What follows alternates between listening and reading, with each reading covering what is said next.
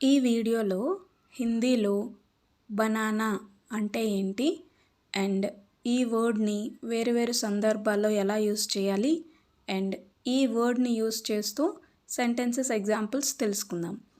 First one, హిందీలో banana అంటే తెలుగులో తయారు చెయ్యడం అని అర్థం వస్తుంది.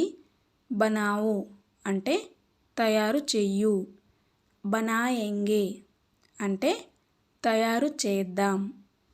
బనానే కేలియే అంటే తయారు చెయ్యడానికి. నెక్స్ట్ వన్, తయారు చేస్తున్నాను అని జెంట్స్ చెప్పాలనుకుంటే హిందీలో బనా రహా హూ అని చెప్పాలి. అదే లేడీస్ చెప్పాలనుకుంటే బనా రహీ హూ అని చెప్పాలి.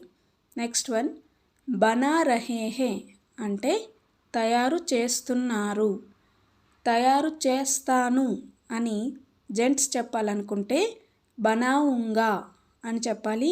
అదే లేడీస్ చెప్పాలనుకుంటే బనావుంగి అని చెప్పాలి. ఇప్పుడు కొన్ని సెంటెన్సెస్ ఎగ్జాంపుల్స్ చూద్దాం. ఫస్ట్ వన్, క్యా బనా రహే హో అంటే ఏం తయారు చేస్తున్నావు అని అర్థం వస్తుంది. నెక్స్ట్ వన్, రామ్ అప్నీ దుకాన్ మే లస్సీ బనా రహా హే అంటే రామ్ తన దుకాణంలో లస్సీ తయారు చేస్తున్నాడు అని అర్థం వస్తుంది.